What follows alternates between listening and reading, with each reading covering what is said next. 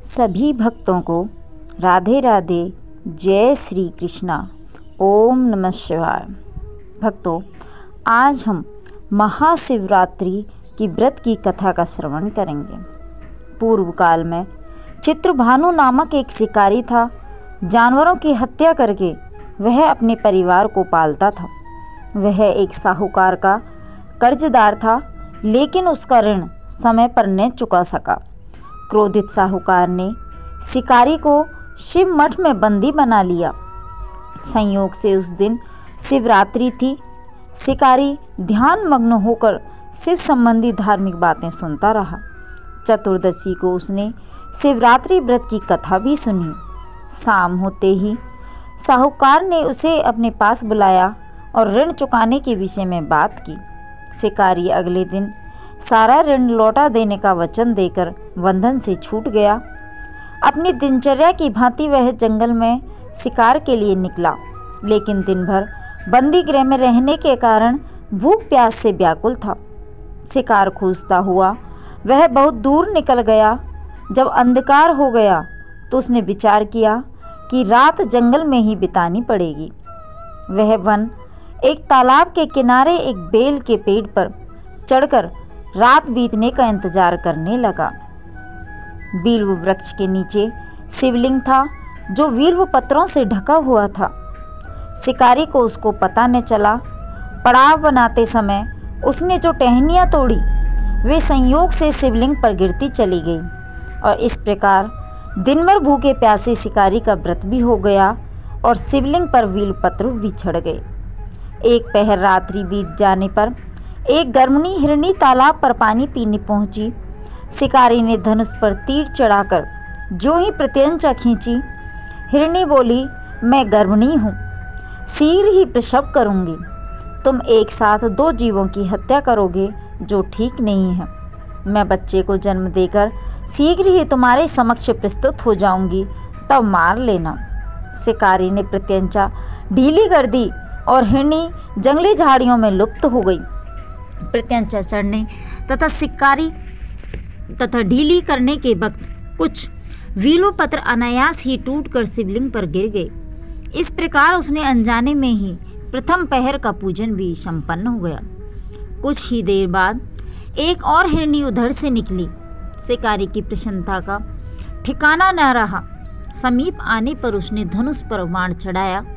तब उसे देख हिरनी ने विनम्रतापूर्वक निवेदन किया कि हे शिकारी, मैं थोड़ी देर पहले ऋतु से निवृत्त हुई हूँ, कामातुर विरहिणी हूँ, अपने प्रिय की खोज में भटक रही हूँ। मैं अपने पति से मिलकर शीघ्र ही तुम्हारे पास आ जाऊंगी। और शिकारी ने उसे भी जाने दिया। 2 बार शिकार को खोकर उसका माथा ठनका। वह चिंता में पड़ गया। रात्रि का पहर आखिरी पहर बीत रहा था। इस बार भी धनुष से लगकर कुछ बेलपत्र शिवलिंग पर जा गिरे तथा दूसरे पहर की पूजा भी संपन्न हो गई। तभी एक अन्य हिरनी अपने बच्चों के साथ उधर से निकली। शिकारी के लिए यह स्वर्णिम अवसर था। उसने धनुष पर तीर चढ़ाने में देर नहीं लगाई और वह तीर छोड़ने ही वाला था कि हिरनी बोली, हे शिकारी, मैं इन बच्चों को इनके पिता के हवाले करके लौट आऊंगी, इस समय मुझे मत मारो। शिकारी हंसा और बोला, सामने आए शिकार को छोड़ दूं, मैं ऐसा मूर्ख नहीं। इससे पहले मैं 2 बार अपना शिकार खो चुका हूँ। मेरे बच्चे भूख प्यास से व्यग्र हो रहे होंगे। उत्तर में हिरनी ने फिर कहा, जैसे तुम्हें अपने बच्चों की ममता सता रही है, ठीक वैसे ही मुझे भी, हे शिकारी, मेरा विश्वास करो। मैं इन्हें इनके पिता के पास छोड़कर तुरंत लौटने की प्रतिज्ञा करती हूँ। हिरनी का दुख भरा स्वर सुनकर शिकारी को उस पर दया आ गई और उसने उस मृगी को भी जाने दिया। शिकार के अभाव में तथा भूख प्यास से व्याकुल शिकारी अनजाने में ही बेल वृक्ष पर बैठा बेलपत्र तोड़ तोड़ कर नीचे फेंकता जा रहा था। पौ फटने को हुई तो एक हष्ट-पुष्ट मृग उसी रास्ते पर आया और शिकारी ने सोच लिया कि इसका शिकार वह अवश्य करेगा।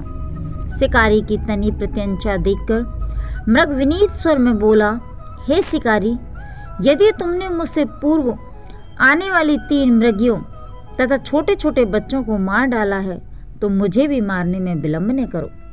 ताकि मुझे उनके वियोग में एक क्षण भी दुख न सहना पड़े। मैं उन हिरनियों का पति हूँ। यदि तुमने उन्हें जीवन दान दिया है तो मुझे भी कुछ क्षण का जीवन देने की कृपा करो। मैं उनसे मिलकर तुम्हारे समक्ष उपस्थित हो जाऊंगा। मृग की बात सुनते ही शिकारी के सामने पूरी रात का घटना चक्र घूम गया और उसने सारी कथा मृग को सुना दी।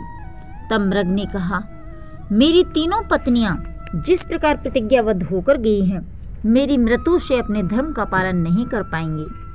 अतः जैसे तुमने इन्हें विश्वास पात्र मानकर छोड़ा है, वैसे मुझे भी जाने दो। मैं उन सब के साथ तुम्हारे सामने शीघ्र ही उपस्थित होता हूँ। शिकारी ने उसे भी जाने दिया।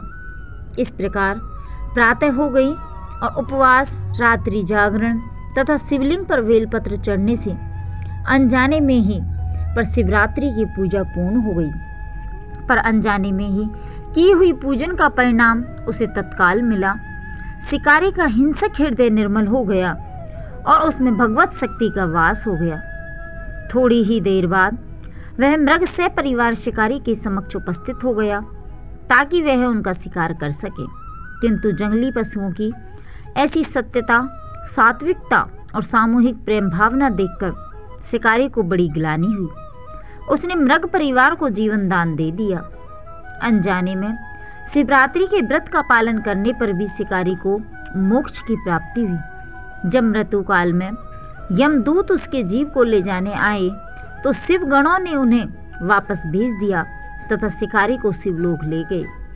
शिव जी की कृपा से ही अपने इस जन्म में राजा चित्रभानु अपने पिछले जन्म को याद रख पाए तथा महाशिवरात्रि के महत्व को जानकर उसका अगले जन्म में भी पालन कर पाए। शिव कथा से हमें वास्तविक रूप में यह संदेश मिलता है कि शिकारी की कथा अनुसार महादेव तो अनजाने में किए गए व्रत का भी फल दे देते हैं, पर वास्तव में महादेव शिकारी की दया भाव से प्रसन्न हुए। अपने परिवार के कष्ट का ध्यान होते हुए भी शिकारी ने मृग परिवार को जाने दिया। यह करुणा ही वस्तुतः उस शिकारी को उन पंडित एवं पुजारियों से उत्कृष्ट बना देती है जो कि सिर्फ रात्रि जागरण, उपवास एवं दूध, दही, बेलपत्र आदि द्वारा शिव को प्रसन्न कर लेना चाहते हैं। इस कथा में सबसे महत्वपूर्ण बात यह है कि इस कथा में अनजाने में हुए पूजन पर विशेष बल दिया गया है। इसका अर्थ यह नहीं है कि शिव किसी भी प्रकार से किए गए पूजन को स्वीकार कर लेते हैं अथवा भोलेनाथ जाने या अनजाने में हुए पूजन में भेद नहीं कर सकते हैं। वास्तव में वह शिकारी शिव पूजन नहीं कर रहा था।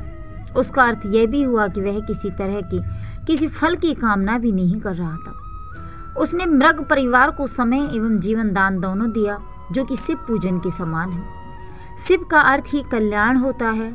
उन निरीह प्राणियों का कल्याण करने के कारण ही वह शिव तत्व को जान पाया तथा उसका शिव से साक्षात्कार हुआ। परोपकार करने के लिए महाशिवरात्रि का दिवस होना भी आवश्यक नहीं है। पुराण में 4 प्रकार के शिवरात्रि पूजन का वर्णन है। मासिक शिवरात्रि, प्रथम आदि शिवरात्रि तथा महाशिवरात्रि। पुराण वर्णित अंतिम शिवरात्रि है नित्य शिवरात्रि। वस्तुतः प्रत्येक रात्रि ही शिवरात्रि है अगर हम उन परम कल्याणकारी आशुतोष भगवान में स्वयं को लीन कर दें तथा कल्याण मार्ग का अनुसरण करें। वही शिवरात्रि का सच्चा व्रत है। बोलो शिव जी भगवान की जय, भोले शंकर बाबा की जय।